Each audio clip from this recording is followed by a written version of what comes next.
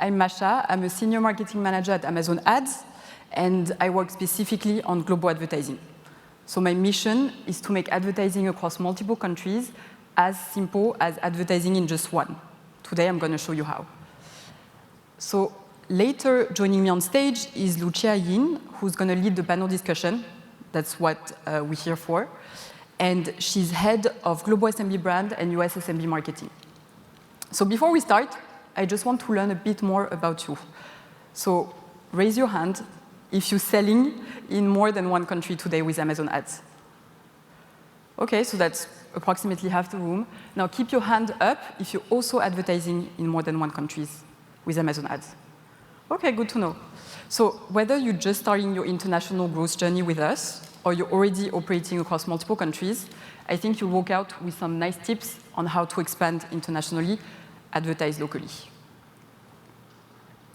So here is what we'll cover in the next 30 minutes. First, we'll go through key benefits of global advertising. Then I'll show you game-changing features that have recently launched or are launching later this year to help make international advertising easier than ever. And finally, we'll go into our SMB founder panel. So before we start, I'd like to start with a number that might surprise you. On average, advertisers who expanded internationally saw 88% of their sales growth come from outside their home country. That's right. If you're only advertising in one country today, you might be missing out on nearly 90% of your sales growth potential. Today, you can advertise in 23 countries worldwide. So each one represents a new opportunity to reach customers. And we've been adding new ones each year. So last year, we added South Africa.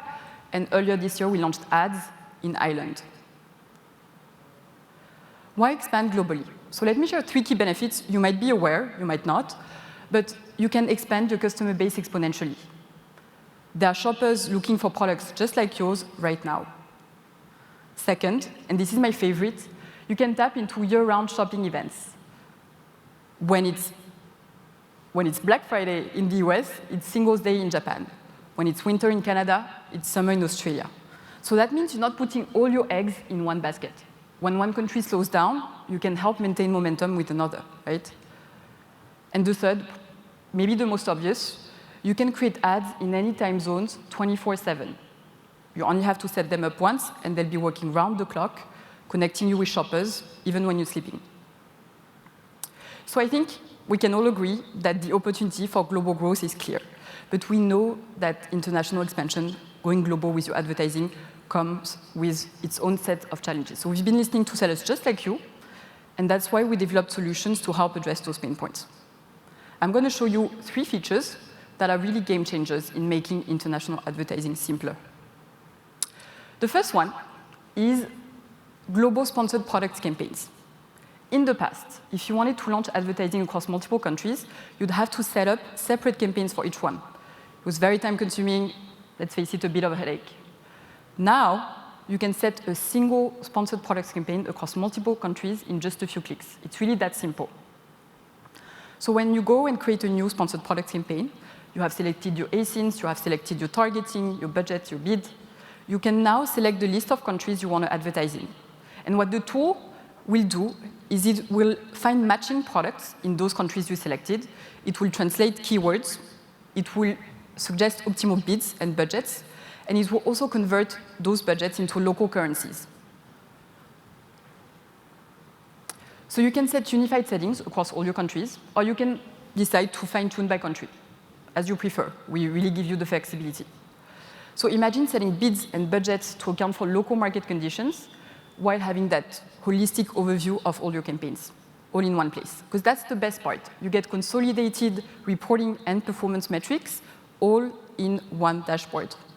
And together, those 2 functionalities can help you save up to 80% campaign creation and management time. So that's time you can reinvest in growing your business instead of juggling multiple reports and interfaces.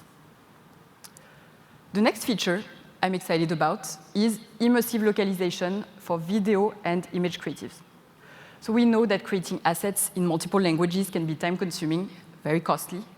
That's why we developed AI that help automatically transform your creatives So replacing not only subtitles, like in the past, but also on-screen text, generating naturally sounding dubbed voiceovers, and all of that in 25 plus languages, while preserving your original design. So see in this example, how the localized version in Spanish maintains the look and feel of the original in English. So you have one creative, multiple countries, zero compromise on quality. To me, that's what truly effortless global advertising looks like.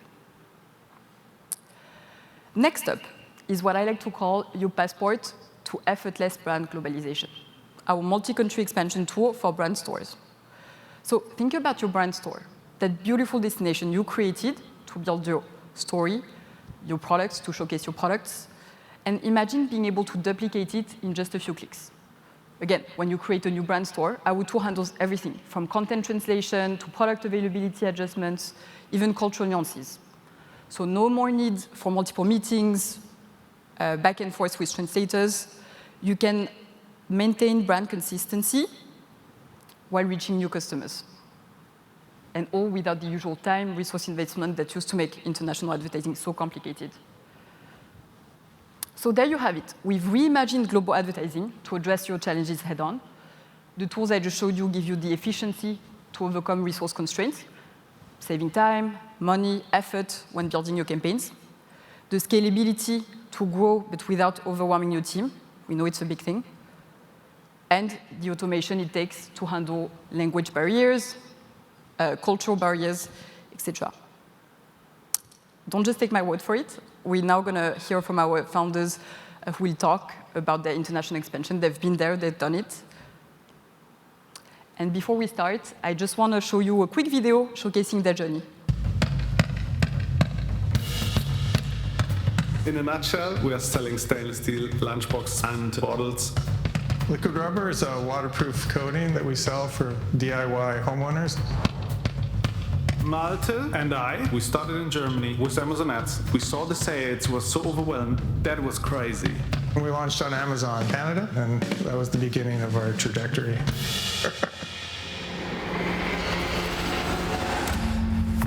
The power of the partnership Malte and I have is very special. When we come together, we are a very different set of skills that really fits perfect. How do you grow to the next level? And the answer is people. That's success. The biggest thing Amazon ads did for us, growing Blockade, was expansion. Amazon ads helped us scale very fast. We are in every European country, which Amazon ads is in. We are in Japan, the US, in Canada, and Mexico as well. I think without Amazon ads, we wouldn't be so big. We launched first in Canada and then in the US. The US market allows us cash flow in those months where Canada simply has no sales just because of the seasonality. We was very lucky, but you have to work to be lucky. Planning has gone from a little reactionary to getting in front of it. We want to continue to conquer. We really haven't scratched the surface yet.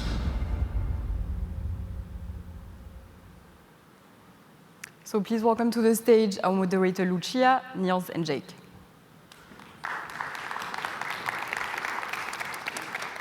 Thanks, Masha. Hello, everyone. Good morning.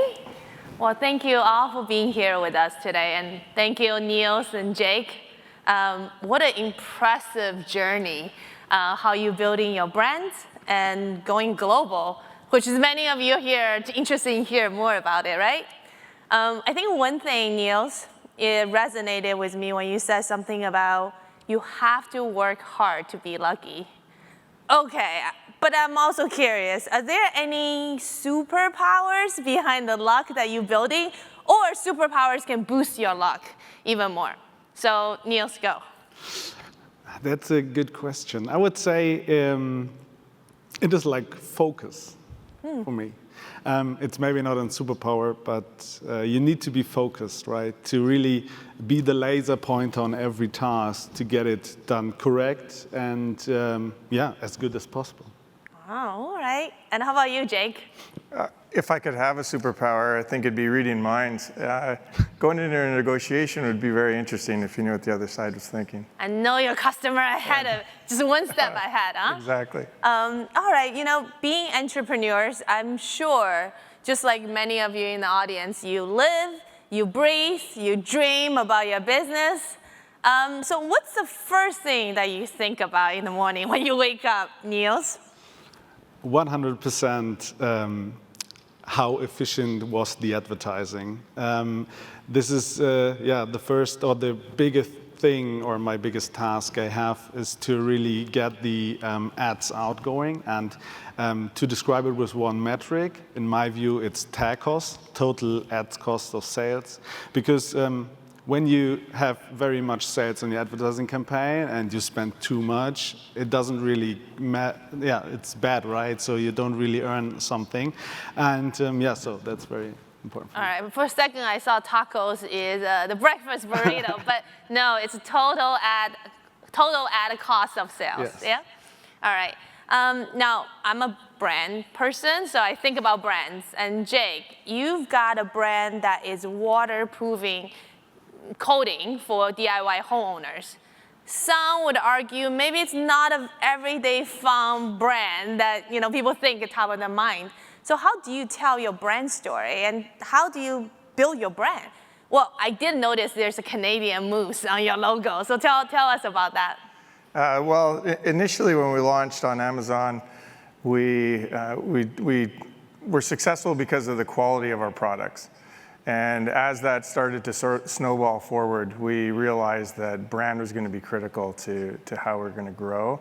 So we ended up engaging with this agency out of Phoenix that did a brand review initially, and then from there we decided to sort of do a brand redo, and we looked at the core values of the brand and the core values of the product. So we wanted sort of strength, confidence, reliability.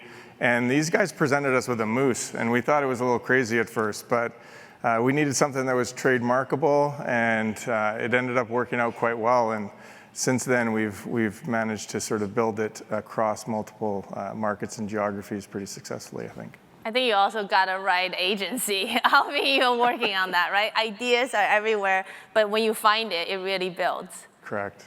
All right, so let's talk about global opportunities. Amazon now is in about 21 marketplaces. And what that means is for businesses of all sizes, it just makes more reachable for you to reach more customers around the globe. However, as you're thinking about successful international expansion, the important question actually you should think about is what is the next country you want to go into? I saw some hands raised earlier that you're selling and advertising in more than one countries. But how do you guys, when you think about your business in terms of market expansion? So Jake, I'll start with you. Typically, I think in any business strategy session, you think about market potential, you think about competitive landscape. Are there any other metrics that you actually, as a part of your evaluation criteria as you're thinking about expansion? Because I know you're in Canada, you're in US and UK as well. Yeah, initially we looked at markets and just trying to understand if our products would work, but it's really kind of the buzzwordy product market fit. You've got to take that seriously. So we look at A, if we can solve a problem that's there in that market, B, can we do it profitably, and C, can we communicate it properly to the people. So as an example, if we look at our foundation sealant, so the outside of your home, if it's leaking. If you don't have foundations in that country, well, what are we going to do? Even though it's the biggest seller in the United States, it doesn't translate well. And if you just think about it sort of from a more stubborn point of view, like, yeah, we're going to take our biggest SKU and we're going to put it over here and it's going to work. It's not. That doesn't work. So there's a product and a market fit that has to go hand in hand. Yeah, you've got to look closely. Any lessons? Like we're small businesses and we build and we grow. There got to be some lessons that you had along the way. Anything you can share with us? Sure, there's been plenty of failures, I'll tell you that. We went, back in 2019, we decided to go to Australia. And we thought it was going to be an absolute layup because the language is the same. We thought they had the same needs. So we put a bunch of product on a ship. 2 months later, it lands in FBA. We put up the listing, and it was sort of like thud. We couldn't sell anything. And it turned out that we didn't understand that Amazon hadn't been adopted yet as it had in the United States and Canada in Australia, and specifically for our types of products. So these big box stores were dominating, and we just couldn't break through. I think it might be a little different now, but back then, we just didn't do our research properly, and we paid the price in the end. That must be a number of years ago, yeah? Yeah, 2019. Okay, so that was before COVID. That was a different world. Yeah. How about you, Niels? I know you and your partner, Malte, who's here. You guys, in short 5 years, you're expanding into 17 marketplaces. So tell us, how has your experience been? Any lessons that learned along the way? Yeah, when we started expanding in different countries, so we are initially from Germany, and then we went to Europe and said, okay, 2019 we started in Germany, 2021 we said, okay, 2 years in, we need to go international for whatever reason. So. For whatever reason, I mean, apart from growing your business, but okay. Yeah, so as you can think back, 2020, 2019, like all this COVID thing. So it was a very tough time, right? The sales went up, down, and whatever. So we said, okay, we need to diversify our sales and say, okay, we need to go global or international. And the first thought we had was, okay, let's go to Europe, or let's say to Italy, France, from Germany, and not to US, because the physical distance is much closer, and we thought, okay, that's maybe, it's easier for us to communicate our values and whatever. And but now, 2 years later, we launched the US and found out that there's no really, the physical distance doesn't really matter. So it's more important to really do your research and find out what the customers want, go into real deep in the data to really get this information, and don't really make assumptions from. And I think also you realize fundamentally human needs are similar, right? Selling in one country would have translated a similar demand, but you need to make sure the right country is your next step. To your point, Australia at the time didn't have that cultural build up with the system, and then versus you, I think in 5 shorter years, you've really seen the difference. All right, Jake, I want to talk a little bit, just jumping on the point that you talk about, you're in the category of yourself when you first started on Amazon, right? It's a waterproofing category. You're probably the first brand that's selling on Amazon. So as a category leader then, or the first, till now, has your strategy evolved? What was the strategy when you first started versus the priority that you're seeing now, given the marketplace and expansion? Yeah, there's a couple of pieces to that. Brand, of course, is critical, but we sell a complex product, so education becomes really critical for our customer base. So we've got to really lean into the video, the images, the content, to make sure that it's successful. But holding true to your brand values and trying to communicate that properly with tweaks that need to happen. So like Niels going into 17 different countries, I think you guys change the food in your lunchbox on your images sometimes, right? To sort of keep the brand the same, but actually also resonate with the local people. Yeah, sure. So we try to do it simple, right? To say, okay, the product is in the focus point, and then say, okay, how can we now communicate these values, or like the value proposition that we have? And this is more like based on the core German values, right? So our brand is it's called Blockete. So it's a pretty hard word to say outside of Germany. But I think to have this kind of complicated thought in your head, it is really stick into your head. So yeah, we try to do that and really be ourselves and make little local changes to the every marketplace that the customer really can understand it. Okay, it's from a different country. The brand is not like yeah, based in the country where you're looking for it, but yeah, it try to solve my problem as best as possible. I actually would build on that. I think it's actually quite powerful that you're leaning into sort of German quality, German sort of the precision that's associated with German products, right? The quality, the trust, and build on top of it. But then you do, to Jake's point, locally in Japan. I mean, you see the food, it's Japanese food versus in America, it's completely different. So I thought that localization is relevant while still maintaining your brand consistency across the board. Yeah. Excellent. All right, well, you know, for small businesses, I think scaling your business is a part of the growing pains. You have to, because there's so much growth. But how to scale efficiently and effectively, I think that's the question everybody has.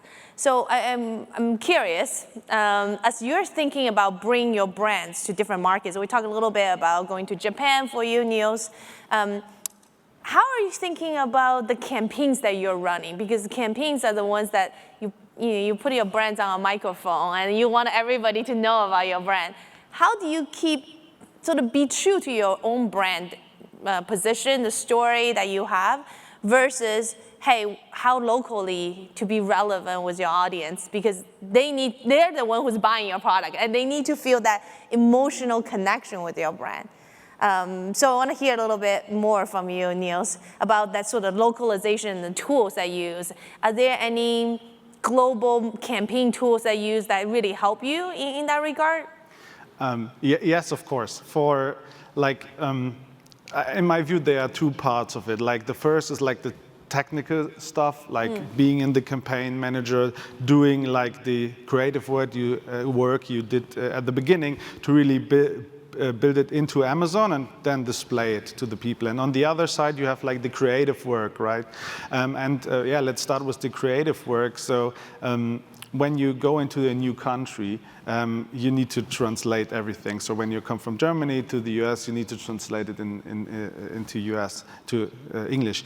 And the thing is, with AI right now, it's getting very, very easy. But we say details matter. So we say, OK, let's do the groundwork with AI, which is very, very fast, and then tweak local things with like professional translators and locals and so on. Yeah. This is how we use it and then translate the pictures, images, and videos as well. Yeah. You know, I was very impressed when you told me it's just you and Amata, a mighty team, a small but a mighty team in going to 17 countries and managing sort of multi-million-dollar business because the tools that you have, the AI tools.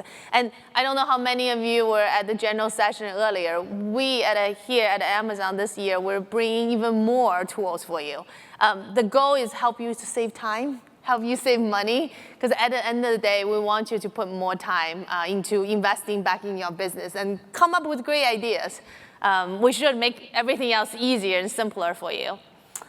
Jake, I know your business is quite large in this category, and I heard that you have a team in the house that help you managing campaigns. What are the tools from Amazon that we're able to help you guys? And thinking about optimization, optimization always happens at local level. So we'd love to hear a little bit about how your team is using our product. We use the global campaign manager is critical for us to understand what's happening across these the different marketplaces. So that would be one that sticks out. The other thing is just Amazon ads. It's a basic requirement for people. I keep coming across sellers who they don't do it, or they don't put any attention to it. And if we take our eye off any of these campaigns locally, we can see it and feel it right away. So if people out there aren't doing that, they need to, and then they need to build on that. Like that's kind of like your baseline. And I'm sure that goes with you guys.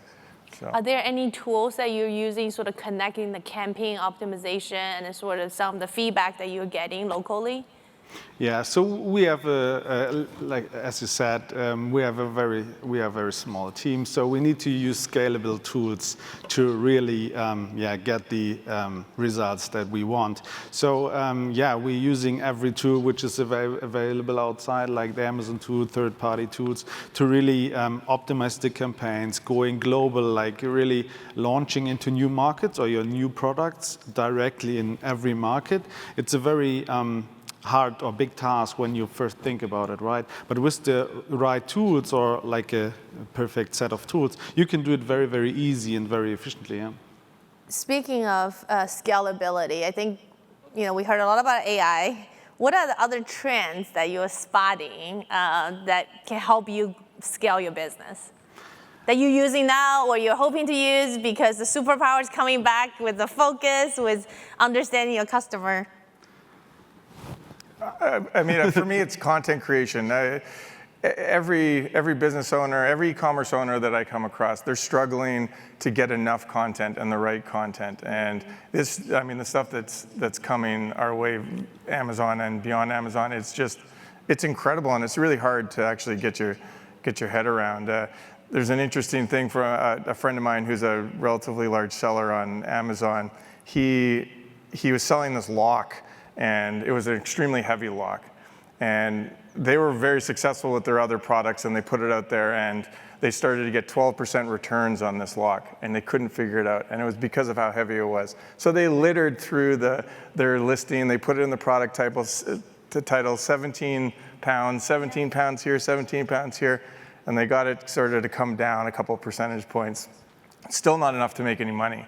And then they decided to come up with an image, and the image just had a barbell equals 17 pounds, and they made it the second slider on the image thing, and that brought it down to 2%. And they were able to then obviously make some money on this, but with the tools now, I mean, 17 markets, you could have that done by lunch in different languages, and it's mind-blowing how quick things are going. Yeah. That also speaks to like the power of storytelling, right? When you put something so simple together and then be able to communicate more effectively, it's all the emotions that you're building on top of it. Right. Oh, that's great. Yeah. How about you, Neil? Yeah, I think like Jake said, it's what's coming up in the future is more like getting data, more data points processed faster and faster and faster. So like you said, where's the problem of the customer, right? To think about it, and when you read through it, you maybe get kind of a idea behind it, but think about it, like with AI, you can do it like without thinking about it. It just comes out and say, okay, we can improve your sales or decrease the return rate at whatever percentage points. When we do just that and then click on the button and everything is done perfectly. So it isn't, I think, ready yet, but I think it's not far away. Yeah. What you said about signals everywhere. At the end of the day, it's not just signals that matters, it's the insights. And insights is, Jake, what you were talking about. You just wanted to read people's mind. Now we've got AI, it can really speed up and accelerate some of those, given how much of the signals is available out there in the marketplace. Well, thank you so much for sharing those tips with the rest of us. Now, I'm going to wrap it up with some lightning rounds. So I have a quick 3 questions I'm going to ask you, and then just want to hear your quick response. All right, the first one is, top tips for international expansion. Niels, we'll start with you. Okay. In my view, it's starting fast. And like Andy Jassy told us yesterday, speed is a very big advantage. When you are fast, you have a very big advantage. So when you think about internationalization, there are so many points to think about. And then when you have everything aligned, then you have to really do it, and don't wait and say, okay, I can do it next week. Do it directly. Yeah. Speed, time, because at the end of the day, we all have 24 hours. Somehow we wanted more, but we're still struggling with that one. Okay, how about you, Jake? I'd say understand your costs. It's amazing how many people simply don't understand the costs going in, and you need to have a plan. If you just throw it out there, I understand testing and it's very important, but if you don't have a plan and understand the costs, you're throwing a dart. Speaking like a true entrepreneur, every dollar, every euro counts, right? All right, what's the biggest opportunities that you see currently? To me, it's the chaos in the market at the moment. Entrepreneurs, the best entrepreneurs excel in this type of environment. They're able to really identify gaps. So, the crazy tariff situation that we're all going through will limit certain products being able to be sold. So, is there an opportunity to slide in and take advantage of a gap? And so that, to me, is you got to sort of live for these moments and look at them as opportunities and not obstacles. Yeah. Great. How about you? Yeah, of course. I would jump into it and would say getting to these opportunities faster because of the AI, data processing, speed, and all that comes with that. Yeah. It all comes back to speed. All right. The last one, but not least, is most unexpected success strategy that you've implemented in your international expansion. For us, it was testing. I didn't give a lot of sort of credibility to it initially, and we were able to go into different markets and sort of test things, and being willing to lose a little bit of money to gather more data points and understand that, and then create your plan and go back to understanding the cost. But that testing part I didn't expect it to be good, and it turned out to be really an important piece for us. Did you have like a budget that you put aside just for testing? Like how do you, because cost is of course very important. Really every dollar counts when you're thinking about this. How do you balance that budget for testing? I mean, you just have to feel out your situation at the time. I don't think we had a particular budget, but we knew that what we could afford to lose. So you probably you read your customer better than you think you did. Yeah. How about you, Niels? It is how much you can accomplish with a very small team with all the tools Amazon and Amazon Ads provides. And we are the best example, right? So very small team, now in 17 countries. Of course, it's a lot of work as well, right? It's not like using the tools and 2 hours a day and all good. But the combination is really, yeah. Well, you're 17 markets, you've got 4 more to go. Yes. Well, thank you so much for being here with us. And then I want to welcome Marsha back. So thanks everyone for listening. Hope you found it helpful, and thanks to our panelists for sharing those insights. I just want to say Jake and Niels are part of a larger docu-series called Rising Stars. So if you're curious to watch the full videos, they're available on our website, advertising.amazon.com. You just have to look up Rising Stars. You should also have the links in the app under the session. And yeah, so if you have any questions, Lucia, Niels, and Jake will be right outside, myself as well, if you want to chat more, or you can visit us downstairs at the ads booth. Thanks, everyone. Thank you all.